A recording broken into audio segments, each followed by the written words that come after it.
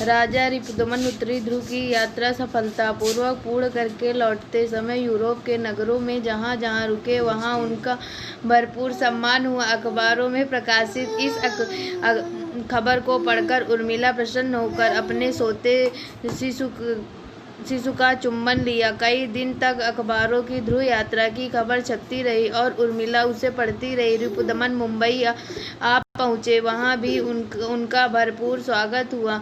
शिष्टमंडल के अनुरोध पर राजा रिपुदमन दिल्ली आए। वे सबसे सौजन्य से मिलते हुए ऐसा लगा कि उन्हें प्रदर्शन में उल्लास नहीं है।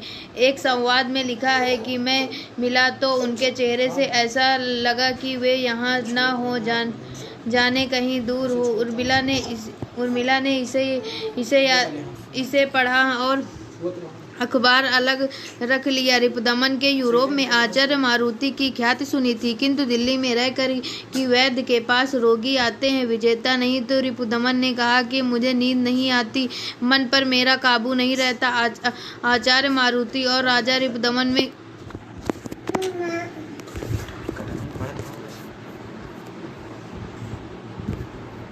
मैं आँखें तो दिखाते ही नहीं है। कहाँ भूल गए।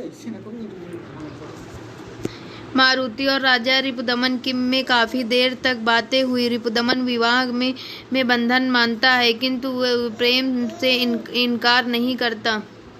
बात उन दोनों के अलावा तीसरा व्यक्ति नहीं जानता है। काफी बातें होती हैं। बच्चे का नाम रिपुदमन माधवेंद्र बहादुर रखता है। उर्मिला पूछती है कि तुम अपना काम बीच में छोड़कर क्यों चले आए। वहाँ कहती है कि तुम्हें मेरी और मेरे बच्चे की चिंता करना काम नहीं है। रिपुदमन कहता है कि मैं केवल तुम्हारा हूँ, तुम जो कहोगी वही करूँगा। क्या तुम अब भी नाराज हो। उर्मिला कहती जाओगे तो मैं अपने को क्षमा नहीं कर पाऊंगी। मारुति की बात चलती है तो उर्मिला उसे ढोंगी कहती है, किंतु रिपुदमन के कहने पर वह मारुति के पास जाती है, किंतु उसके कहने पर विवाह के लिए तैयार नहीं होती है। मारुति रिपुदमन को बताता है कि उर्मिला उसकी सगी पुत्री है, उसे विवाह करके साथ रहना चाहिए। वह भी यही चाहती है कि किंतु उर्मिला के हठ के कारण वह तीसरे दिन दक्षिणी ध्रुव जाने के लिए अमेरिका फोन पर बात करते हैं और बताया कि परसों शटलैंड द्वीप के लिए पूरा जहाज हो गया है। उर्मिला के कुछ दिन रुकने के लिए कहने पर वह रुकने के लिए तैयार नहीं हुआ।